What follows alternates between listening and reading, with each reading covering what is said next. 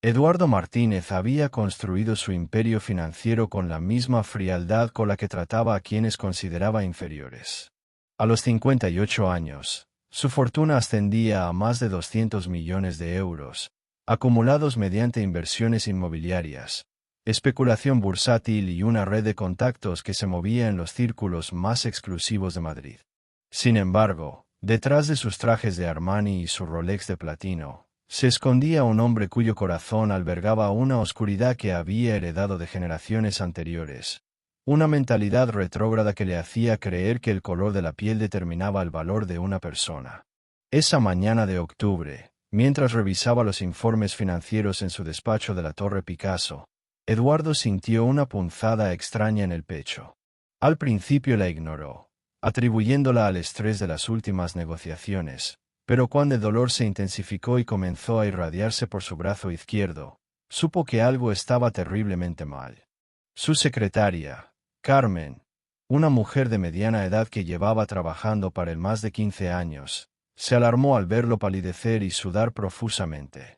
«Señor Martínez, llamaré inmediatamente a una ambulancia», le dijo con voz temblorosa, pero Eduardo, aún intentando mantener el control, le respondió entre jadeos que prefería ir al Hospital La Paz en su propio coche, conducido por su chofer personal. Durante el trayecto, recostado en los asientos de cuero italiano de su Mercedes clase S, Eduardo se aferró a su teléfono móvil, intentando contactar con el doctor Herrera, su médico privado de toda la vida, un hombre de su misma generación y con quien compartía no solo consultas médicas, sino también una visión del mundo que consideraba tradicional. Sin embargo, las llamadas no obtenían respuesta, y el dolor en su pecho se hacía cada vez más insoportable. Su chofer, Miguel, un hombre leal que conocía perfectamente el carácter de su jefe, conducía con la máxima rapidez posible mientras observaba por el retrovisor cómo Eduardo se retorcía de dolor, con el rostro cada vez más pálido y la respiración cada vez más laboriosa. Al llegar al hospital, los enfermeros lo trasladaron inmediatamente a urgencias en una silla de ruedas, mientras Eduardo, a pesar de su estado, no dejaba de exigir que llamaran a su médico personal. «Quiero que venga el doctor Herrera inmediatamente», repetía con voz entrecortada. «No quiero que me atienda cualquiera».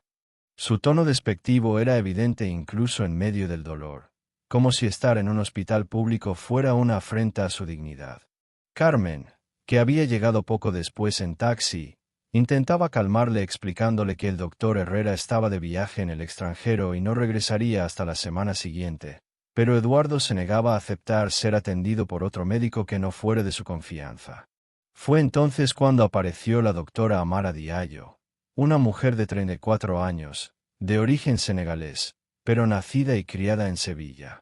Había estudiado medicina en la Universidad Complutense de Madrid, donde se graduó con matrícula de honor. Posteriormente se especializó en cardiología en el Hospital Clínico San Carlos, y durante los últimos 5 años había trabajado en Urgencias de La Paz, donde se había ganado el respeto de todos sus colegas por su profesionalidad, su empatía y su extraordinaria capacidad para manejar situaciones críticas.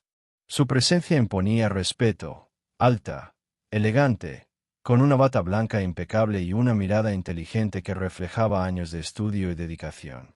Cuando se acercó a Eduardo con la historia clínica en la mano y una sonrisa profesional, dispuesta a ayudarle, nunca imaginó la reacción que estaba a punto de presenciar. Eduardo levantó la vista, vio a la doctora Diallo, y su expresión cambió radicalmente. A pesar del dolor que lo atravesaba, sus ojos se llenaron de desprecio y su voz adquirió un tono venenoso que hizo que todo el personal de urgencias se girara a mirarle. «¿Qué es esto?», gritó con una furia que parecía alimentarse de sus propios prejuicios. «Pretenden que me atienda esta persona. Exijo que venga un médico de verdad, un médico español. No quiero que me toque». Sus palabras resonaron por todo el área de urgencias como una bofetada, creando un silencio incómodo que se extendió por varios segundos, mientras la doctora Diallo mantenía la compostura con una dignidad que contrastaba brutalmente con la vulgaridad de las palabras de Eduardo. La reacción de Eduardo había sido tan brutal y tan inesperada que incluso las enfermeras más veteranas, acostumbradas a todo tipo de situaciones difíciles, se quedaron sin palabras. La doctora Diallo, sin embargo, había aprendido a lo largo de su carrera que el racismo era una realidad con la que tenía que convivir, aunque nunca dejaba de dolerle. Con una serenidad que denotaba una fortaleza interior extraordinaria, se dirigió a Eduardo con voz calmada pero firme. Señor Martínez, soy la doctora Diallo, especialista en cardiología, y estoy aquí para ayudarle. Por sus síntomas, parece que está sufriendo un infarto agudo de miocardio, y cada segundo que perdemos puede ser crucial para su vida. Sus palabras estaban cargadas de profesionalidad, pero Eduardo, cegado por sus prejuicios, no solo no la escuchó, sino que intensificó sus ataques. No me importa lo que hayas estudiado, le gritó con una violencia que contrastaba con su estado de debilidad física. No pienso dejar que me toquen las manos de una negra. Llamad al director del hospital, llamad a quien sea necesario, pero sacad a esta mujer de aquí. Su secretaria Carmen se acercó tímidamente, intentando hacerle entrar en razón, pero Eduardo la apartó con un gesto brusco. Carmen, llama inmediatamente a mis contactos, al ministro de Sanidad si es necesario, pero que vengan médicos españoles, médicos de verdad. El dolor en su pecho se intensificaba por momentos, y su respiración se hacía cada vez más irregular, pero su odio parecía ser más fuerte que su instinto de supervivencia. Mientras tanto, la doctora Diallo había pedido discretamente a una enfermera que trajera el electrocardiograma portátil y el equipo de reanimación, porque sabía perfectamente que Eduardo estaba al borde del colapso cardiovascular. Sus años de experiencia le habían enseñado a leer los signos vitales incluso sin necesidad de tocar al paciente, y todo indicaba que tenían muy poco tiempo antes de que la situación se volviera irreversible. Sin embargo, legalmente no podía obligarle a recibir tratamiento si él se negaba expresamente, por lo que decidió intentar una última aproximación diplomática. Señor Martínez, le dijo acercándose lentamente, entiendo sus preferencias, pero en este momento no hay ningún otro cardiólogo disponible en el hospital. El doctor Jiménez está en quirófano, el doctor López está de guardia en la UCI, y su vida está en peligro inmediato. La mención de su vida en peligro pareció despertar por un momento la realidad en Eduardo, pero inmediatamente volvió a su actitud hostil. Prefiero morirme antes que dejar que me toques, le dijo con una crueldad que hizo que varias enfermeras se taparan la boca, horrorizadas. Mi dinero puede comprar los mejores médicos de España, no necesito a una cualquiera que probablemente ha llegado aquí por cuotas de diversidad. Sus palabras eran como dagas que cortaban el aire, pero la doctora Diallo había decidido hacer algo que muy pocos médicos se habrían atrevido a hacer. Se quedó allí, observándole en silencio, esperando. Sabía que el tiempo jugaría a su favor, porque la fisiología no entiende de prejuicios, y tarde o temprano, Eduardo tendría que elegir entre su orgullo y su vida. Pasaron varios minutos tensos, durante los cuales Eduardo continuaba gritando exigencias incoherentes mientras su estado se deterioraba visiblemente. Su piel había adquirido un tono grisáceo, las gotas de sudor se acumulaban en su frente, y su mano izquierda había comenzado a temblar de manera incontrolable. Carmen, que conocía a su jefe mejor que nadie, empezó a darse cuenta de que sus exigencias eran cada vez más débiles, más entrecortadas, y que algo muy grave estaba sucediendo. Fue ella quien finalmente se acercó a la doctora Diallo y le susurró: «Doctora, por favor, ayúdele, él no es así normalmente», aunque ambas sabían que eso no era cierto. La doctora asintió con gravedad y se preparó mentalmente para lo que estaba a punto de suceder, porque había visto cómo el orgullo y los prejuicios podían llevar a las personas hasta el borde mismo de la muerte. De repente, como si el universo hubiera decidido mostrarle a Eduardo las consecuencias de sus actos, su cuerpo comenzó a traicionarle de la manera más dramática posible. Un dolor punzante atravesó su pecho como si miles de agujas se hubieran clavado simultáneamente en su corazón, y su respiración se volvió tan laboriosa que cada inhalación sonaba como un lamento desesperado. Sus ojos, antes llenos de desprecio y odio, ahora reflejaban algo que no había sentido en décadas: miedo. Un miedo primitivo, visceral, que le hacía comprender por primera vez en su vida que toda su fortuna, todos sus contactos, todo su poder, no servían absolutamente de nada cuando la muerte llamaba a su puerta. Su mano derecha se aferró instintivamente al pecho, y sus labios comenzaron a adquirir un tono azulado que cualquier médico reconocería inmediatamente como signo de falta de oxígeno. La doctora Diallo observaba la escena con una mezcla de profesionalidad médica y humanidad que la había caracterizado durante toda su carrera. Sabía exactamente lo que estaba sucediendo. Eduardo estaba sufriendo lo que en medicina se conoce como un infarto masivo, y cada segundo que pasaba sin intervención médica reducía dramáticamente sus posibilidades de supervivencia. Sin embargo, también sabía que tenía que esperar a que él mismo pidiera ayuda, porque forzar un tratamiento sin consentimiento podría traerle consecuencias legales graves. Era una situación éticamente compleja que ponía a prueba no solo sus conocimientos médicos, sino también su humanidad, porque a pesar de los insultos racistas que había recibido, veía frente a ella a un ser humano que estaba muriendo. Eduardo intentó incorporarse en la camilla, pero su cuerpo ya no le obedecía. Sus piernas habían perdido toda la fuerza, sus brazos temblaban incontrolablemente, y su visión comenzó a nublarse de manera inquietante. Por primera vez en su vida, comprendió lo que significaba la vulnerabilidad absoluta, esa sensación de estar completamente indefenso ante fuerzas que escapaban a su control. «Carmen», murmuró con una voz que ya no tenía nada que ver con sus gritos anteriores. «Carmen, ¿dónde está el doctor Herrera? Necesito que venga ya». Su secretaria, con lágrimas en los ojos, le explicó una vez más que su médico personal estaba en el extranjero, pero Eduardo parecía no poder procesar la información, como si su mente se negara a aceptar que no podía comprar su salvación. Fue entonces cuando sucedió algo que marcaría para siempre la memoria de todos los presentes. Eduardo, en un momento de lucidez aterradora, se dio cuenta de que estaba muriendo. No era una posibilidad remota, no era una exageración médica, era una realidad inmediata e inevitable.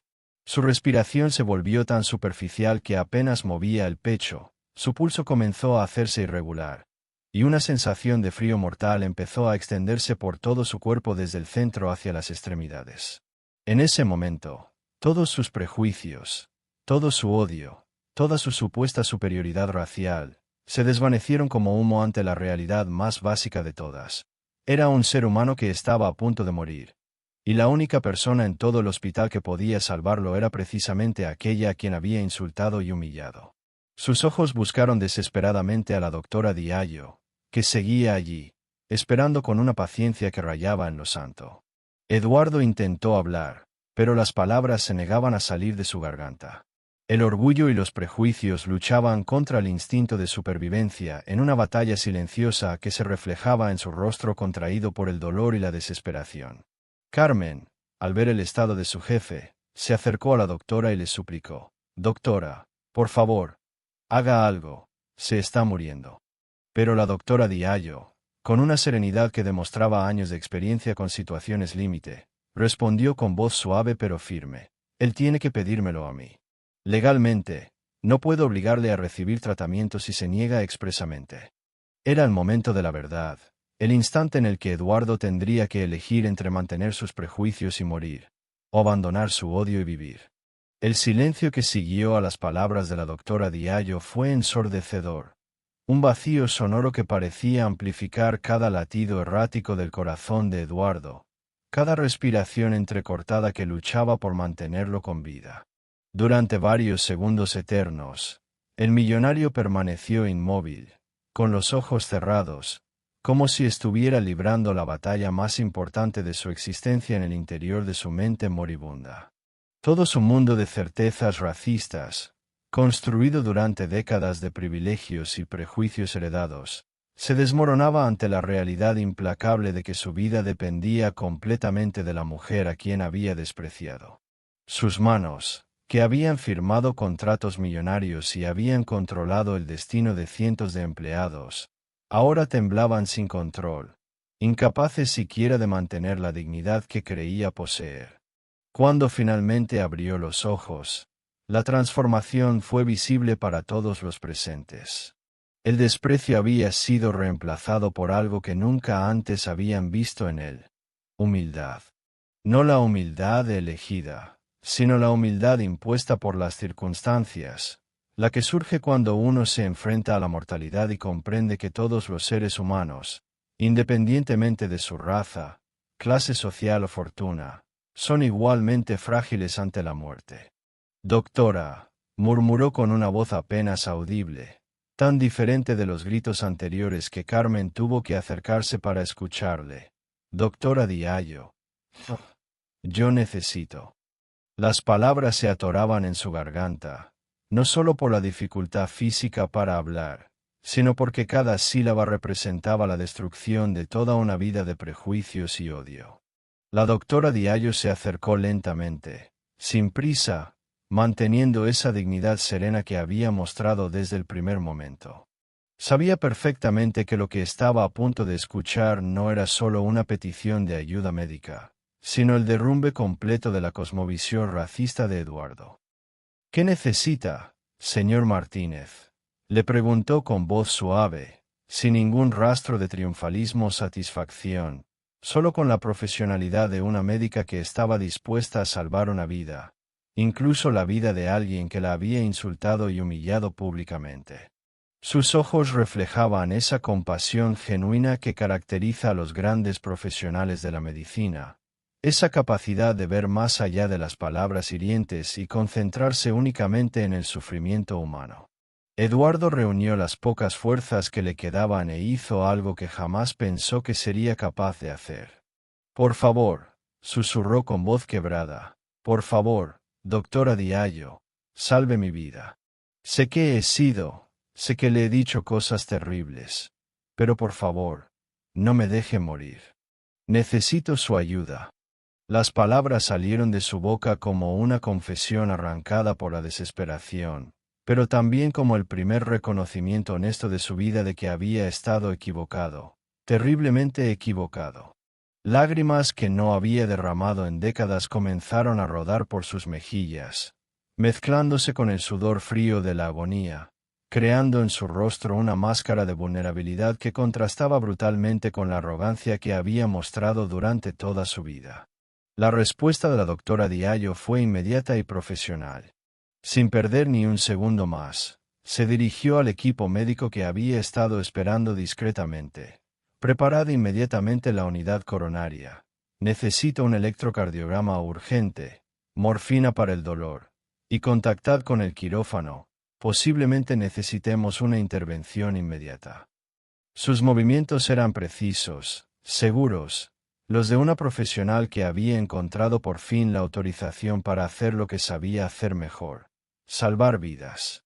Mientras colocaba el estetoscopio en el pecho de Eduardo, le dijo con voz tranquilizadora: Señor Martínez, voy a hacer todo lo que esté en mis manos para salvarlo. Ahora intente relajarse y confíe en mí.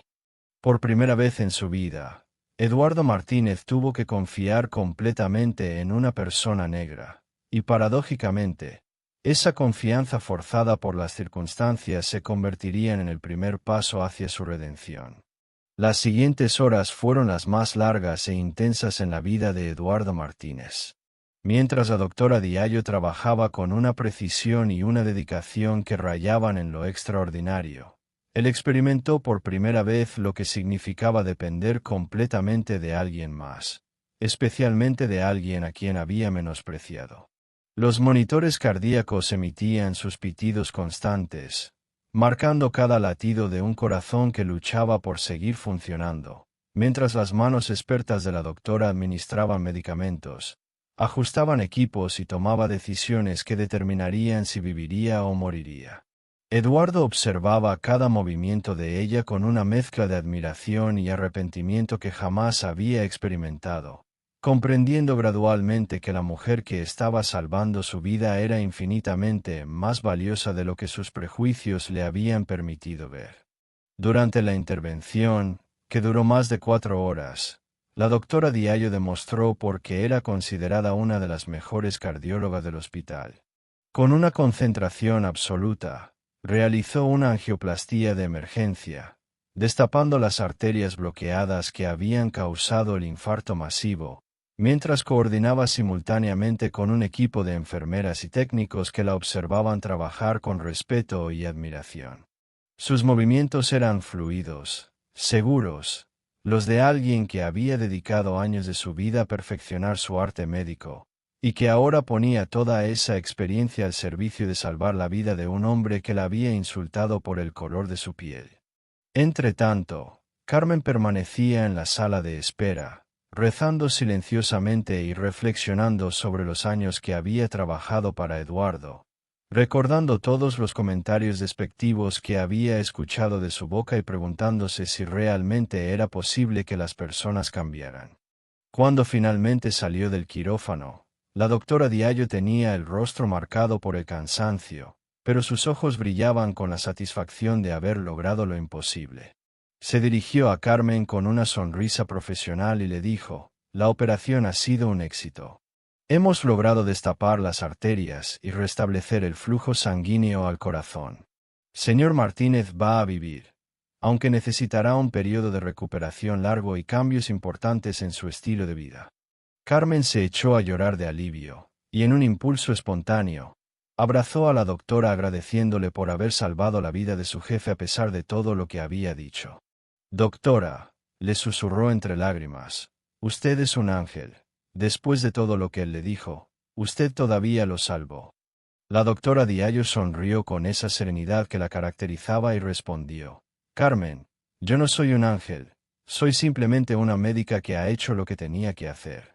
Mi trabajo es salvar vidas, todas las vidas, sin excepción». 3 días después, cuando Eduardo despertó completamente de la anestesia y los efectos de los calmantes, lo primero que vio fue el rostro sereno de la doctora Diallo, que había venido a hacer su ronda médica matutina. Por un momento, creyó que estaba soñando, pero cuando intentó hablar y sintió la realidad de estar vivo, de poder respirar sin dolor, de sentir su corazón latiendo regularmente, comprendió que no era una ilusión. La mujer a quien había insultado, despreciado y humillado públicamente, no solo había salvado su vida, sino que había dedicado horas de su tiempo y toda su experiencia profesional a devolverle la salud. «Buenos días, señor Martínez», le dijo la doctora con voz profesional pero amable. «¿Cómo se encuentra esta mañana?». Eduardo intentó responder, pero las palabras se le atoraron en la garganta, no por razones físicas esta vez, sino porque se enfrentaba a la enormidad de lo que había sucedido. Por primera vez en su vida adulta, Eduardo Martínez se sintió genuinamente avergonzado. No era la vergüenza superficial de haber sido descubierto en una mentira o en un error de negocios, sino la vergüenza profunda, existencial, de haberse dado cuenta de que había vivido décadas enteras siendo fundamentalmente injusto con otros seres humanos. «Doctora Diallo», murmuró finalmente, yo no sé cómo pedirle perdón por lo que le dije. No sé cómo agradecerle que me haya salvado la vida después de haberla tratado tan mal». Sus palabras sonaban extrañas incluso para él mismo, porque nunca en su vida había tenido que disculparse sinceramente con alguien, y mucho menos con alguien a quien había considerado inferior.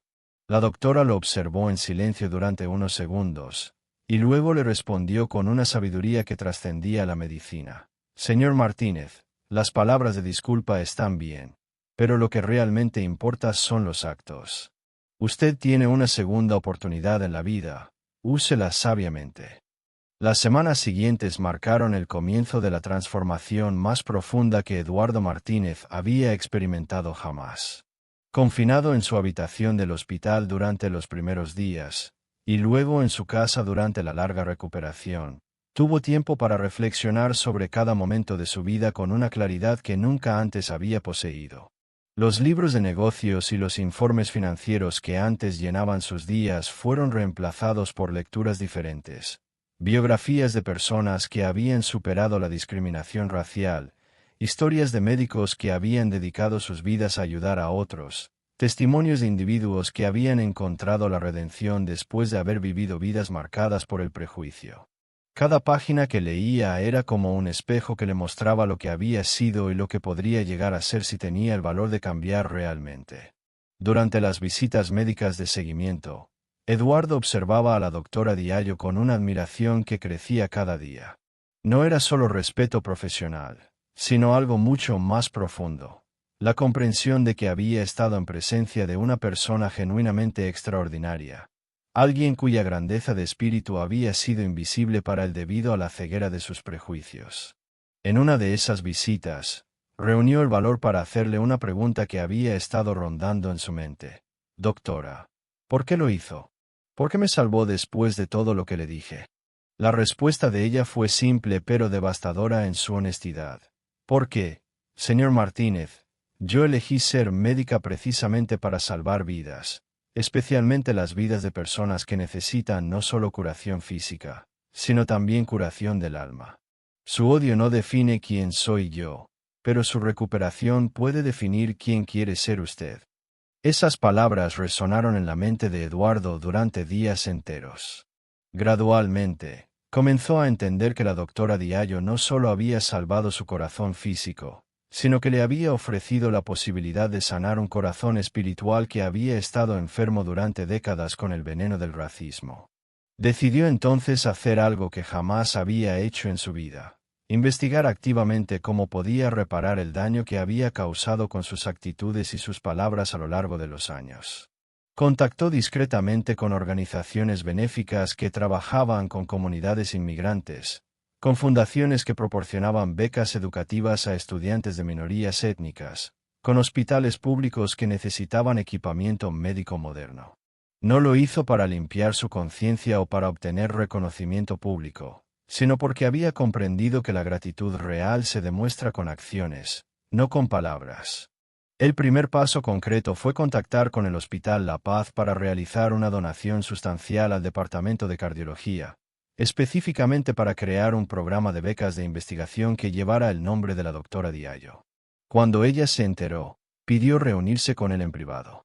Señor Martínez, le dijo con su habitual serenidad, aprecio su gesto, pero no necesito que mi nombre esté en ninguna beca. Lo que realmente me gustaría es que esa donación se usara para crear oportunidades para jóvenes médicos de todas las procedencias, especialmente aquellos que, como yo, han tenido que superar barreras adicionales para llegar donde están.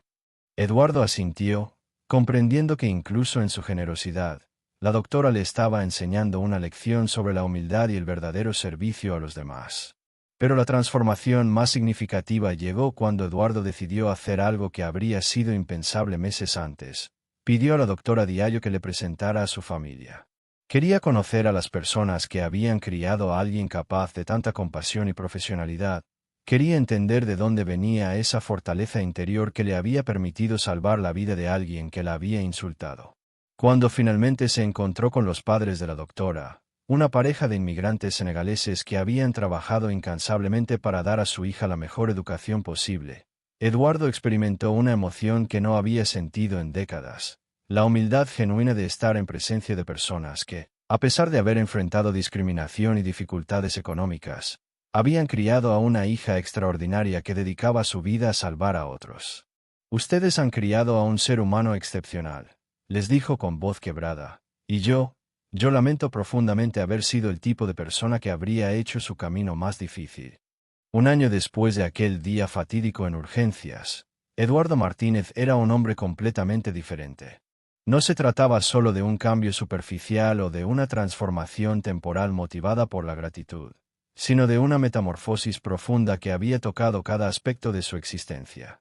Su imperio empresarial continuaba prosperando, pero ahora una parte significativa de sus beneficios se destinaba a programas educativos para jóvenes inmigrantes, a becas médicas para estudiantes de minorías étnicas, y a mejorar las condiciones de trabajo de todos sus empleados, independientemente de su origen.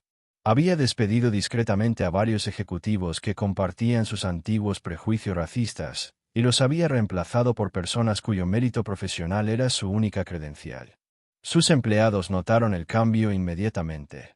El hombre que antes los trataba con frialdad calculada ahora preguntaba por sus familias, conocía sus nombres, y se interesaba genuinamente por su bienestar.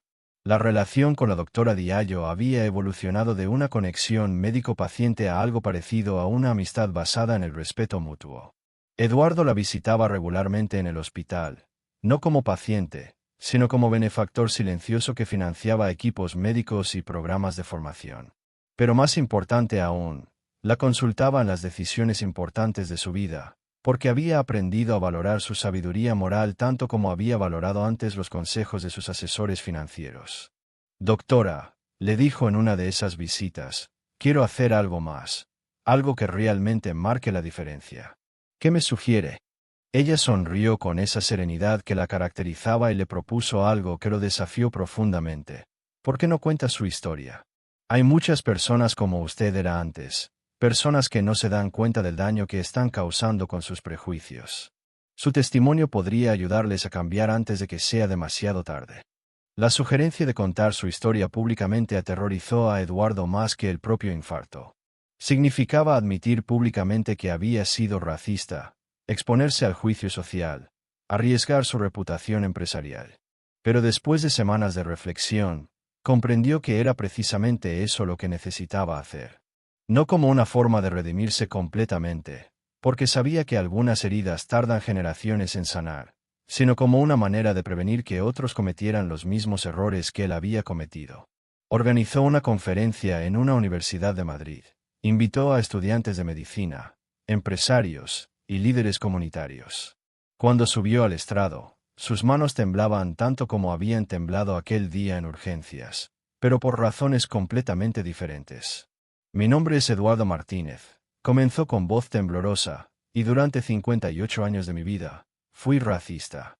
El silencio en el auditorio era absoluto. Durante la siguiente hora, relató con honestidad brutal su historia, los prejuicios heredados, las oportunidades que había negado a personas calificadas por el color de su piel, los comentarios despectivos que había normalizado, y finalmente, el día en que su propio racismo casi le costó la vida. Habló sobre la doctora Diallo, sobre su profesionalidad, sobre la lección de humanidad que le había enseñado al salvar la vida de alguien que la había insultado. No estoy aquí para pedirles perdón, dijo hacia el final, porque sé que hay heridas que las palabras no pueden sanar.